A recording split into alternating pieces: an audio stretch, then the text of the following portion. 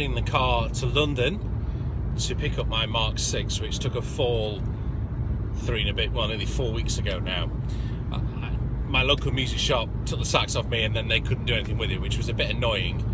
So I was able to find this great guy in London called David Fingerhut, who last Thursday took my sax on board and has repaired it in 3 days, which is fantastic. But what I want to talk about in today's vlog is to talk about, as a professional musician, how you need what can be best termed as a family around you. The idea is that you need really good quality people around you in order to have a successful career. And that's the same in any business, but in music, you need to have good repairers for your instruments. You need to have good sound technicians if you're touring. You need to have a great accountant to make sure that your money is being used properly. You need to have great legal representation. And I'll talk about that. You also need a really good natural family, as it were, that are behind you and are willing to understand the sacrifices that have to be made in order to be a successful musician.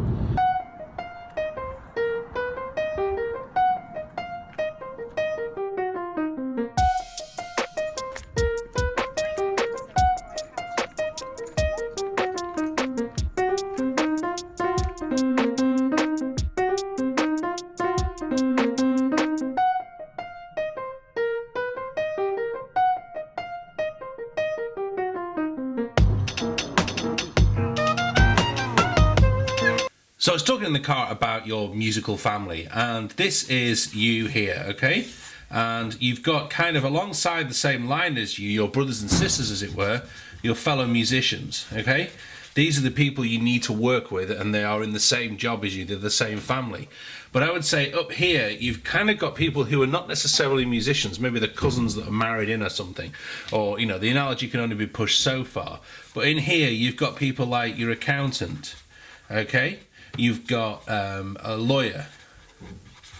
You maybe and should have or be in the union, okay, or some sort of other musicians organisation, which kind of ties in a little bit with this. But you've got these people, and the arrows there are going out because basically you pay those people, but they are there to help you and move along, okay? The musician thing is kind of a two-way relationship, okay? And then kind of over here, maybe not strictly accurate, but you've kind of got the people who are kind of paying into you, as it were. These are the people who are your customers. So they could be students, okay? They could be venues.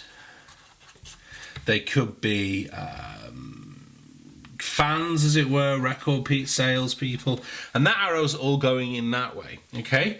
Then you've kind of got, and I don't know where you'd put this kind of thing, but kind of on a level over here, certainly where you pay out of, you've got things like a garage for your car, okay? You've got computer company, okay, or IT, you know, Apple, or whoever you use. You've then got other suppliers, you know, people who you pay which enable you to do your job. So there kind of is a feedback loop in here. But you're kind of thinking, okay, off the top of my head, garage, Apple, you know, a cleaner maybe for your studio, okay, and things like that, okay? You've also, of course, got your family, okay? Whatever level of family you've got, your real life family, that pays in, and you need to have them on side. You need to have them, you know, knowing what you do, and you need to have their support.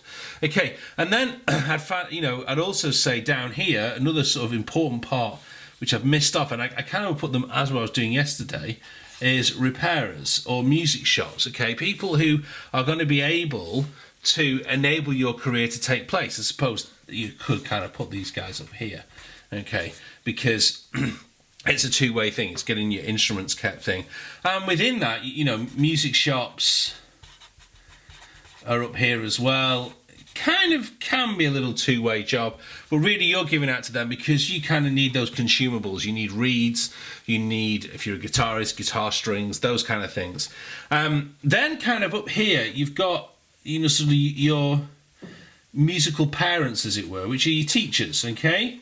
Or your main influences, okay? So they could be mentors, people like that. Up here, then you've got the legends, okay? Which are your likes, probably, if you're a saxophone player like me, Coltrane, Bird, okay, Sonny Rollins, all those kind of people sit up the top there.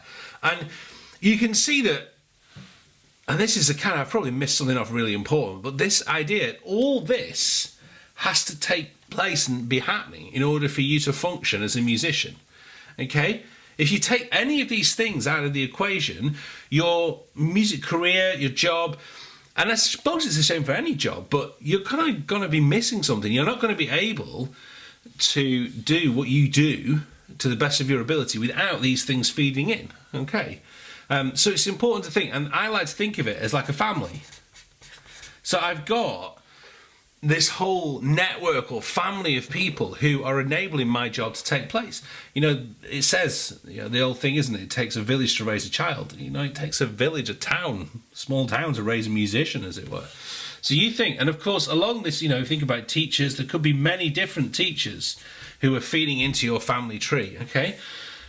Might be more than one music shop, but all these people are really important. And if one of them lets you down, you better find somebody equally as good or better to take that place, which is what I did yesterday. So I hope that helps. I was going to do it on the whiteboard, but I thought let's do something different. Let's do it on a sheet on the table. I hope you've appreciated that. And yeah, so that's kind of my idea of what happens with a musical family.